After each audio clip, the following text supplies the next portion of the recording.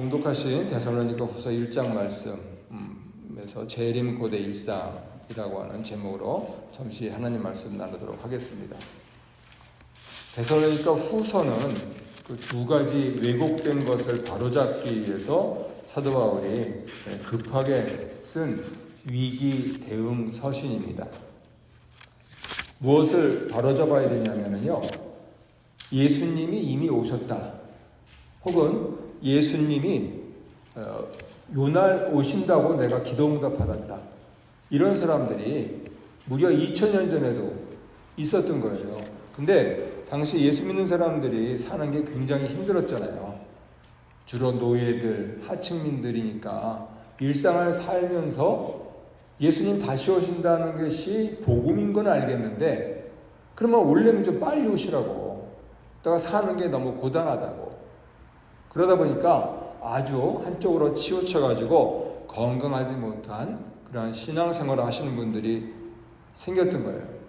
그러다가 이게 예수님의 계시와 말씀이 있어서 분명하면 모르는데 그게 자기의 고집과 자기의 주장이 되면요, 점점 더 그게 켜켜이 쌓여가지고요, 잘못된 입장을 띠게 된단 말이에요. 이랬을 때 이게 잘못됐다 하는 표시가 뭐냐면요, 꼭 싸움과 다툼이 나요. 심지어는요, 교리 갖고도 싸우고 다투는 것은요, 하나님 기뻐하시지 않습니다. 하물며 예수님의 재림 가지고 교회에서 분란이 일어난다, 큰일 났다고 합니다. 그래서 사도 바울이 급하게 여러분 참 그렇게 어려운 가운데서도 예수 잘 믿고 있으니까 참 고맙고 감사합니다 라고 데살로니가전서 5장에서 분명히 편지를 썼는데 이어서 바로 써야 되는 거예요. 이게 무슨 소리냐 그러면서. 그 다음에 두 번째 왜곡은 이게 서로 좀 상호 모순돼요. 잘못된 주장은요, 이렇게 상호 내적으로 모순이 일어납니다. 뭐냐면 예수님이 왔다, 아니 그러면 예수님이 왔으니까 천국이니까 모든 게 다 잘 돼야 되잖아요. 근데 현실은 안 그래요. 그러니까 어떤 입장이 생기냐면, 그러고 보니까 예수님이 아직 안 왔나? 어쨌든 올 거니까, 또 저 사람 얘기 들으니까 몇 날 몇 시 온다 그러니까 얼마 안 남았어. 그러니까 있는 거 엔조이하고 캐세라세라 하자. 심지어는 일도 안 하고 그냥, 그럼 배고프잖아요. 그럼 어떻게 되겠어요? 남의 거 먹어야죠. 그래서 무의도식하는 사람들이 생겨버렸어요. 어디예요? 교회에. 그러니까 사도 바울이 큰일 났다고 합니다. 사도도 지금 자기가 장막을 짓고 일하면서, 그 다음에 교인들이 보내준 헌금 조금 얼마나 해가지고 이렇게 선교 다니면서 살고 있는데, 교회에서 가난한 사람을 도와도 시원치 않을 판에 사지 멀쩡한 사람들이 괜찮아 그러면서 무의도식하겠다, 말도 안 되는 겁니다. 교회는 그렇지 않다는 겁니다. 그래서 이 첫 번째 잘못된 것을 사도 바울은 이렇게 교정해 줍니다. 재림에 대해서 오해하지 말라고, 날짜나 시점 그 부분들을 단정하지 말라고, 그리고 예수님 말씀이 아니고 자기 주장으로 그렇게 자꾸만 다른 사람하고 싸우지 말라고, 그건 거짓된 가르침이다, 이렇게 가르쳐 줍니다. 무엇보다도 예수님의 말씀을 기억해 보라는 겁니다. 예수님이 지상에서 사역하실 때 뭐라 그러셨냐면, 그 날과 그 때는, 오늘날로 하면 무슨 요일날 몇 시에, 요것은 나 몰라. 아니 하나님의 아들이시면서 그걸 몰라요? 나 몰라. 그리고 천사도 몰라. 천사가 왜 몰라요? 천사는 영물인데 천사도 몰라. 오직 아버지만 아셔. 그래서 우리 교회가 믿고 있는 삼위일체가 대단히 신비입니다. 아버지하고 아들과 성령은 하나라면서, 그러면 아버지가 아는 거 아들도 알아야 될 거 아니에요. 근데 예수님은 재림에 대해서 나 몰라. 지금 아시겠죠. 지금은 아버지 보좌 우편에서 계시니까 아시는데, 예수님 지상에서 계실 때 나 몰라 그러셨어요. 그 정도로 아버지와 아들 간에도 뭐라고 표현해야 될까요? 차이는 아니고 구별. 아버지, 우리 유교적으로는 이해가 쉽죠. 아버지 거다 내 거잖아요. 아닌가요? 쓰라린 맛을 보신 분은 아니라고. 아버지 건 내 건데 그러면 아버지가 행사하는 건 다 내가 행사할 수 있지 않느냐? 에이, 아니죠. 아버지의 하시는 대로 아들은 따라가는 거죠. 그런 차원에서는 우리 유교적인 사람들은 그거를 이해하기 쉬워요. 아들도 모르고 천사도 모른다 그랬어요. 오직 아버지 결정. 아버지가 지금 그러시면 그때 예수님은 내려오셔야 되는 거예요. 그렇게 얘기하셨는데 네가 뭐라고 몇 날 몇시를 알아. 한국에서도 옛날에 유명했었죠. 시한부족만은 심지어 집 팔고 뭐 난리도 아니었어요. 심지어는 컴퓨터 체계가 바뀌는 것 때문에 한국에서는 뭐 시한부족만은 쪽인데 전 세계적으로 Y2K 그래가지고 이거 뭐 그냥 컴퓨터가 2000년으로 넘어가면 이거 지구 고장나고 비행기가 땅에 떨어지고 뭐 배가 잠기고 뭐 난리도 아니었어요. 그랬을 때 자꾸만 사람들이 그 헛된 주장을 하고 헛된 가르침을 한다는 거예요. 예수님께서는 당신이 십자가 지실 때도 모르셨어요. 근데 부활할 때를 어떻게 합니까? 근데 성경을 잘 읽어보면요, 예수님께서 점차로 그때가 가까워오고 있다는 것은 아셨다고 했어요. 근데 그날, 오늘날 우리식으로 표현하면 성금요일, 그날 십자가 지실 줄을 예수님 모르셨어요. 근데 월요일이 되고 화, 수, 목으로 하니까 아시기 시작한 거예요. 왜요? 아버지께서 정하신다 하는 것을 인정하시기 때문에 그래요. 지금 우리가 저쪽 신기하셔서 옛날에 본 영화 가운데 그 동경제대 나오시고 그 겨울에도 맨발로 전철에 전도 다니시던 최춘선 할아버지, 그분은 자기가 이렇게 맨날에 돌아가신다 자기 찬송가에 적어놔주고 그때 가셨어요. 그냥. 그러니까 이분이 워낙 다른 건 놔두고 그 동경제대 나오신 분이 하나님 한 분께 집중하니까 점차로 날이 갈수록 아시게 되는 것 같아요. 근데 그걸 콕 집어서 나는 안다. 다 가짜입니다. 예수님도 그날과 그때는 모른다 그러셨어요. 하물며 재림. 아니, 하물며 부활. 그러니 재림은 이렇게 표현해야 맞죠. 그래서 안다 아니고 가까워 오고 있구나 하는 부분들은 신앙적으로 고백할 수는 있겠죠. 우리가 연세가 들어가면서. 그래서 이렇게 대입하시면 좋을 것 같아요. 예수님 언제 재림하세요? 아버지하고 생전에 나눴던 대화입니다. 아버지가 그러시더라고요. 성근아, 너는 철학을 하니까 음부하고 낙원하고는 다르지? 아니, 다 이러죠. 그러면 낙원하고 천국은 같으냐? 그러셨어요. 그거 굉장히 중요한 질문이시네. 일단은 같다고 보는 게 좋지 않을까요? 하고 대화는 종료하고 아버지는 돌아가셨고 그때 제가 깨달았어요. 아버지는 제가 아버지 맥을 잡고 하나하나 숨이 걷어가시는 부분들을 임종을 지키고 했을 때 낙원에 가셨다. 혹은 천국에 가셨다. 저는 그것을 하나로 보는 게 좋겠다. 이렇게 생각하는 입장이에요. 성경에 없는 얘기예요. 낙원도 있고 천국도 있어요. 그렇게 놓고 보면 예수님이 언제 재림하시냐? 개인적으로 볼 때는 나 숨 넘어갈 때. 예수를 믿고 구원받는다 하는 것이 내 명이 천천히 실제로 제가 맥을 잡았어요. 갑자기 불려가지고 그랬을 때 예수님은 개인적으로는 그때 재림하신다. 그렇게 고대하던 예수님 나는 만나는 거예요. 그런데 역사적으로 지금 여전히 우리는 2025년 9월 7일 살고 있잖아요. 예, 얼마 전에 하늘에서 막 그냥 번개치고 있을 때 집 울린 거 느끼셨어요? 이쪽에서?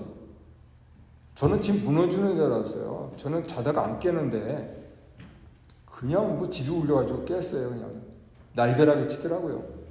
그래서 제가 좀 사실 그때 걱정했어요. 집사람은 올라가고 나만 남아있으면 어떡하지? 그랬더니 남아있더라고요. 그래서 다행이다.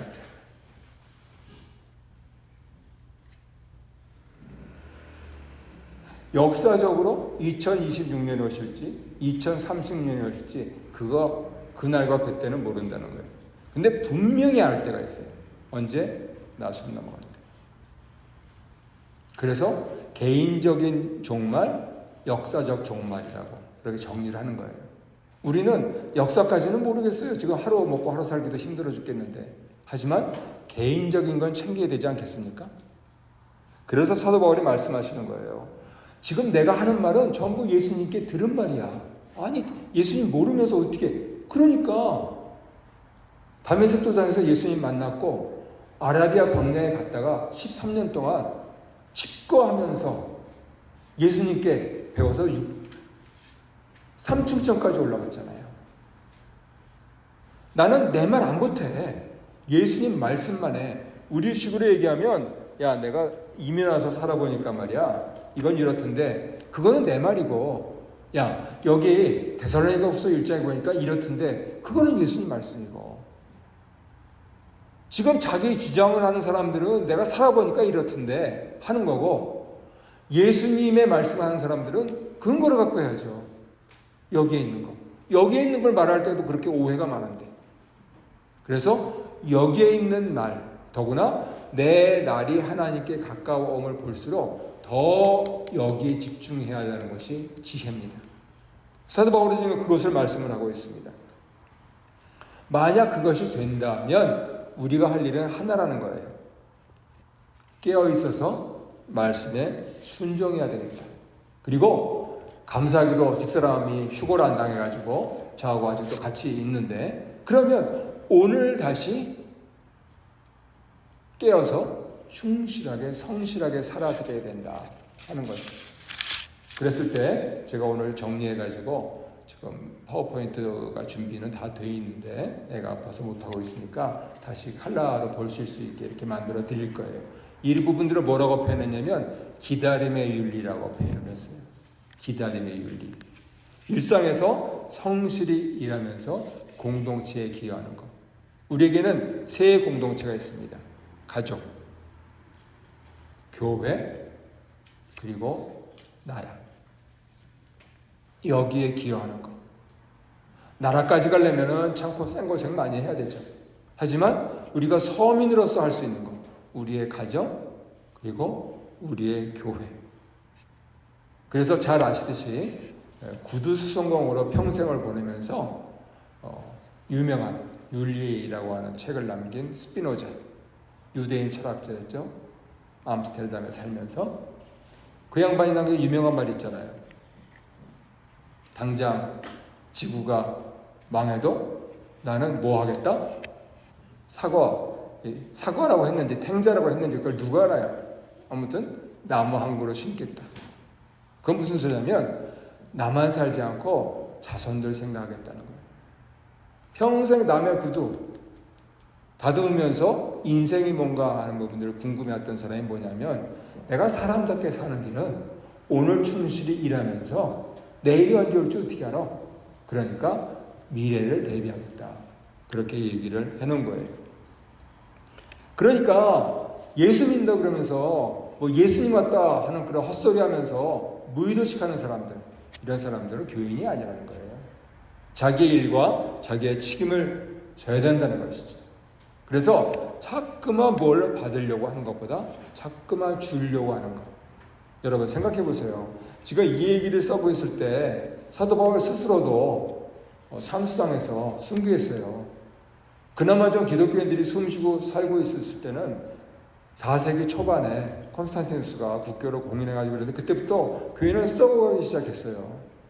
근데 놀라운 거는 뭐냐면은 지금 그 당시를 호령했던 모든 나라들은 없어요. 그런데 그 나라들이 있었던 데서 핍박받고 박해받고 예수 믿던 사람들은 계속 늘어갔어요. 그 원인이 어디에 있을까? 나라도 다르고 말도 다르고 문화도 다르고 세대도 다르고 시대도 다른데 한 가지 공통점이 있어요. 그게 바로 예수예요. 이렇게 믿고 저렇게 믿을 수 있어요. 예, 그래도 한 가지 공통점이 있어요. 그게 예수예요. 예수께서 우리에게 말씀하시고 보여주신 것, 또 그를 직접 본 사도들이 우리에게 전해준 것, 그거를 믿고 살아가는 거예요. 그게 뭡니까? 위로는 하나님을 경외하고 아래로는 이웃을 사랑하고. 그러면 이웃을 어떻게 사랑해요? 이웃한테 받기만 하면 돼요? 아니죠. 이웃에게 주어야 되죠. 그래서 초기 크리스천들이 할 수 있었던 건 많지가 않아요. 그 사회 하층민들, 심지어 노예들이 할 수 있는 게 뭐예요? 근데 이웃이 힘들면 거들어주는 거예요. 이웃이 배고프면 나눠주는 거예요. 나 먹을 것도 없는데 그렇게 살았던 거예요. 무슨 유명하게 무슨 행사하고 이랬던 게 아니에요. 근데 그렇게 되니까 심지어는 로마 제국, 그리고 심지어는 오늘날 우리가 같이 짓눌려서 살고 있는 미국 제국, 여기도 다 지나갑니다. 그랬을 때 오직 이 예수가 살아계신 하나님의 아들이다라고 믿고 단순 명료하게 그렇게 주고 또 주는 사람들, 많이도 아니라니까요. 그런 사람들 때문에 다른 사람이 믿고 자녀들이 믿고 자녀의 친구들이 믿고, 그래서 오늘날 그리스도교가 있는 거예요. 이 부분들을 간단하게 추상적으로 기다림의 윤리다. 우리는 열심히 일해야 됩니다. 돈 많이 벌면 좋습니다. 하지만 적은 것이라도 내가 한 번 받으면 2번 주려고 하는 거. 그러면 다른 사람들은 그렇게 안 살기 때문에 저건 뭐야? 이렇게 되는 거예요. 크리스천의 매력이 생기는 거예요. 말씀의 결론을 내도록 하겠습니다. 그래서 여러 가지로 오해하지 마시고 이 2가지를 동시에 붙들어야 돼요. 예수님 언제 오실지 모르니. 역사적으로는 모르겠어요. 예수님도 모르셨다는 거를. 근데 내 개인적으로 나의 종말, 예수님께서 나를 부르시는 그날을 준비해야죠. 그래서 일어나서 기도하고 자기 전에 기도하고 동시에 그렇게 해서 다시 깼을 때 일상을 성실히 살아야죠. 그래서 예수님 생전에 먹고 즐기셨어요. 그리고 담담하게 십자가 지고 죽으셨어요. 거기까지입니다. 그 이후부터는 하나님이 책임지세요. 그러면 우리는 잘 살려고 캐나다까지 와 있잖아요. 그런데 캐나다 오기 일주일 전, 우리 60년 전, 50년 전, 저 같으면 30년 전 캐나다에 온다. 그 일주일 전 그 벅찬 감동과 기대 기억나십니까? 자, 그러면 난 그것보다 더 천국 가기 일주일 전이 막 기대된다. 교인들 다 쫓는 소리죠? 나보고 빨리 죽으라고? 근데 생각해야죠. 캐나다 오는 게 그렇게 좋았는데 천국 가는 얼마나 좋겠어요. 전혀 동의를 안 하시네. 캐나다는 잘 살려고 왔잖아요. 천국은 왜? 죽으려고 간다고요? 아니요. 죽어야지 가요. 뭐 캐나다는 잘 살려고 왔는데 천국은 영원히 살려. 그것이 성경 말씀이에요. 그러면은 기대해야죠. 그래서 이 두 가지를 잘 준비하라는 겁니다. 나에게 언제 올지 모르는 거라. 하지만 이제 천천히 느껴져요. 그것을. 그리고 동시에 오늘도 다시 눈을 떴을 때, 열심히 살아야지. 건강하게 살아야지. 그리고 한 번 받으면 두 번 줘야지. 하는 이 부분들을 살면 나도 모르게 주님이 오늘 밤 오셔도 준비된 사람이 됩니다. 그리고 내일 다시 일어나게 돼도 최선을 다해서 일하게 되는 것이죠. 오늘 주간에 이런 부분들 잘 생각하시고 실천하셔서 유쾌한 그러한 일주일을 보내시기를 주님 이름으로 축복합니다. 이 성함 적힌 거 요거는 찬송가에 꽂아 놓으셔가지고 같이 갖고 오시고요. 요 이렇게 중간에 호치케스로 찍은 데 한번 펴보세요.